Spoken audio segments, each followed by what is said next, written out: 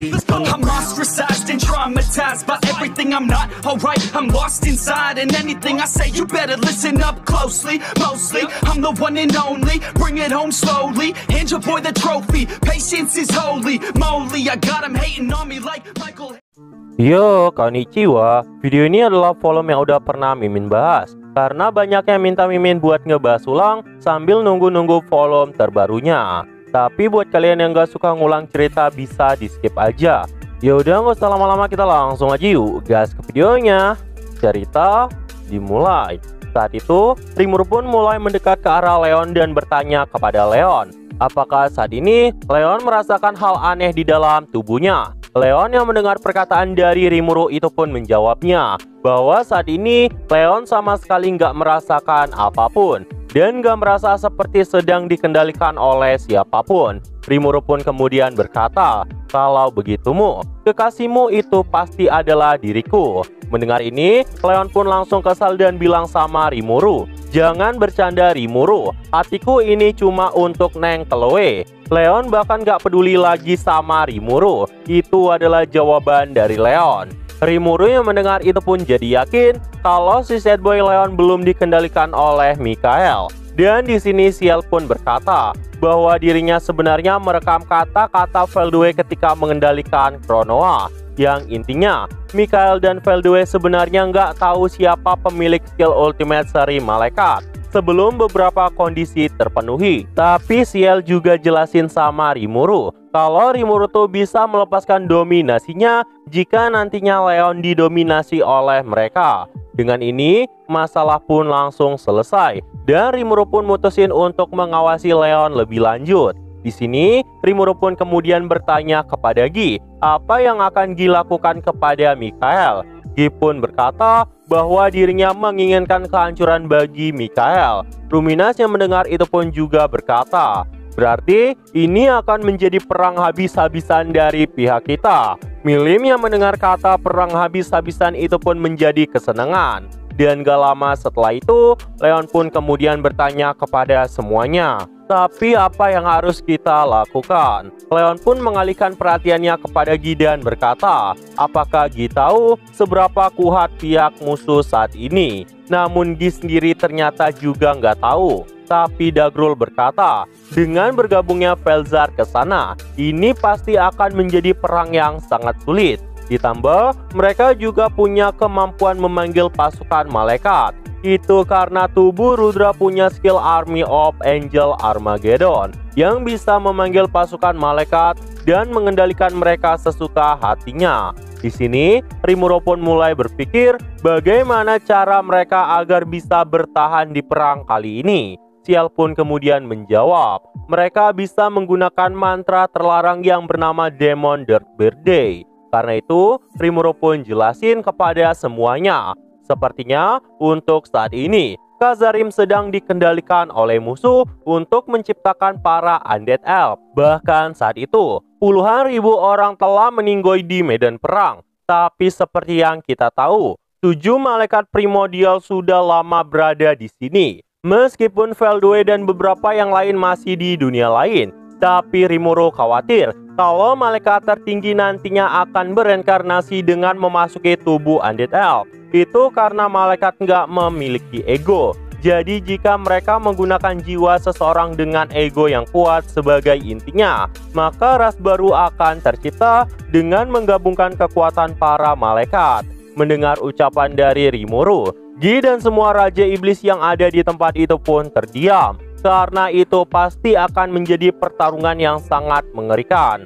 Melihat itu, Rimuru pun saat itu masih santai-santai aja, sedangkan Octagram saat itu mulai digemparkan. Dagrul dan Ruminas pun kemudian berkata, perkataan Rimuru ini cukup gila, karena dari kata-katanya, seolah Rimuru merasa bisa menangani semuanya. Para malaikat superior adalah Seraphim, yang paling lemah ada di tingkat 1 juta eksistensi poin. Namun Milim yang mendengar itu pun juga berkata, itu hanya masalah kecil, tinggal binasakan aja semuanya. Oh iya, di sini mereka pun masih berpikir kalau Felgrin juga ada di pihak Mikhail. Rimuru yang mendengar itu pun langsung menjelaskan kepada semuanya. Untuk saat ini, Felgrin gak lagi memihak ke sana karena di pertarungannya melawan Rimuru, Felgrin telah berhasil melepaskan diri dari Ultimate Dominionnya Mikhail. Dan sekarang, Felgrin juga nggak punya lagi skill Ultimate Karate King Raguel.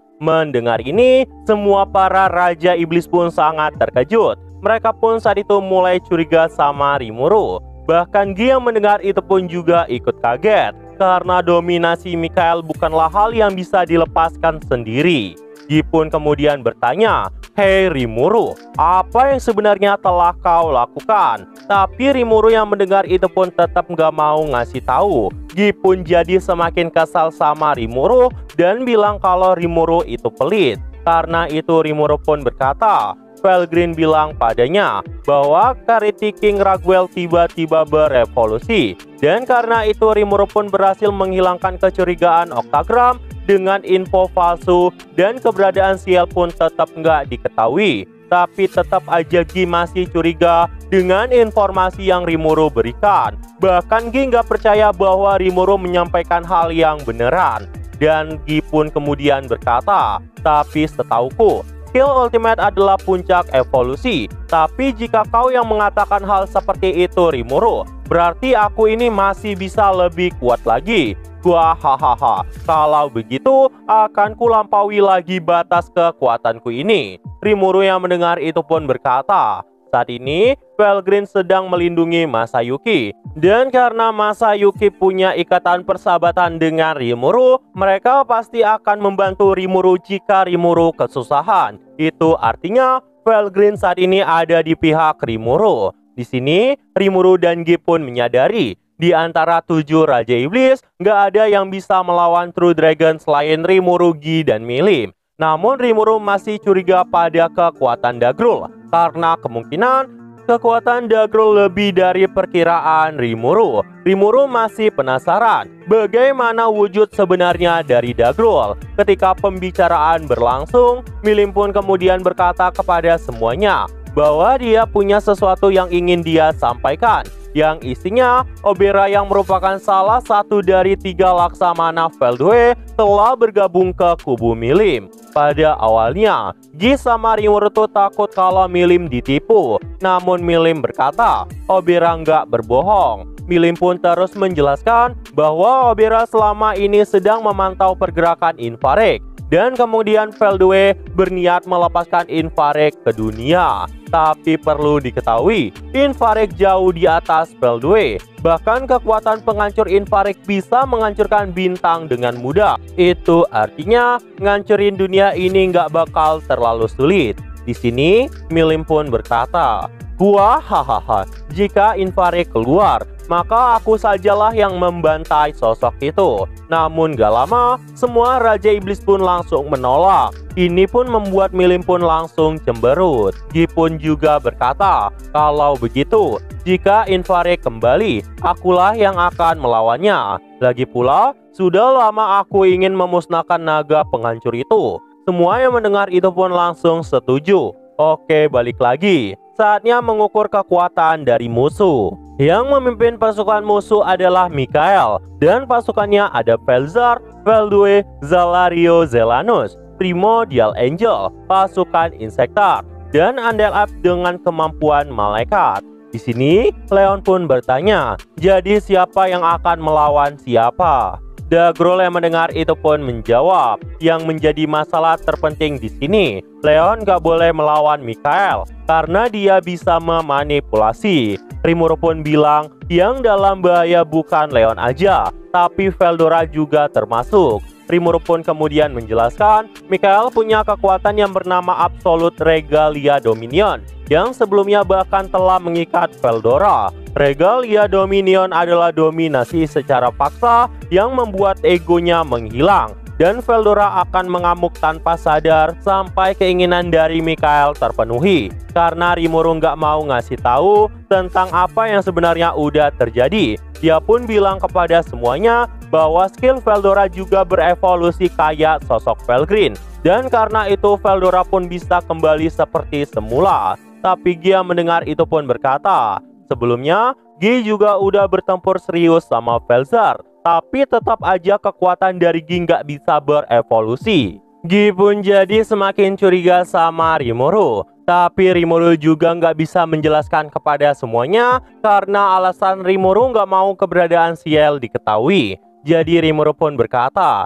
daripada mutusin siapa yang akan melawan siapa, lebih baik kita mikirin cara bergerak ketika mereka menyerang. Dia mendengar itu pun juga setuju, karena musuh nggak mungkin mau menyebarkan kekuatan mereka, yang artinya dalam medan perang, mereka pasti akan memanggil teman mereka. Jadi hasilnya, setiap Raja Iblis akan mempertahankan wilayah mereka masing-masing. Dan jika ada negara yang diserang, mereka harus berusaha mengirimkan bala bantuan. Namun untuk Gi, dia akan mendatangi wilayah Leon. Di sini, Gi pun juga berkata, Rimuru harus mengirim beberapa bawahannya kepada Ruminas, Dagrul, Milim, dan Leon. Ditambah, Gi tahu Rimuru bisa bikin lingkaran teleportasi. Karena ini keadaan darurat, Rimuru pun gak bisa menolak. Rimuru pun langsung mengatur siapa-siapa aja bawahannya yang akan dia kirim. Yang pertama Rimuru kirim adalah Gel dan Gabir. Mereka akan dikirim ke wilayah Milim. Dan untuk Ruminas, karena dia tuh suka banget sama Sion, jadi Rimuru pun berniat mengirim Sion dan Adalman ke sana. Dan untuk Dagrul, pada awalnya Dagrul berkata bahwa dia menerima siapa aja. Namun ketika Rimuru mau ngasih Carrera, Dagrul marah berteriak karena dia tahu kengerian dari iblis primordial kuning. Dagrul nggak nyangka Rimuru bisa jinakin Carrera, tapi dia tetap menolak. Di sisi lain, Leon pun tersenyum seolah berkata, aku senang Carrera tidak pergi ke wilayahku. Dan di sini Dagrul pun berkata, dengarkan aku Rimuru, jika kau mengirimnya padaku, Dharma Ganiaku akan dihancurkan. Jadi bisakah kau memilih orang yang lebih lembut? Namun memang faktanya, wilayah Dagrul telah menjadi reruntuhan akibat serangan Milim di masa lalu. Jadi udah pasti nuklir dari Carrera bakalan jadi ancaman besar. Bahkan menurut sosok Dagrul, tingkah Carrera dan Milim tuh nggak jauh berbeda. Nah jadi itu aja untuk pembahasan kali ini. Dan tunggu video-video gue selanjutnya dan see you!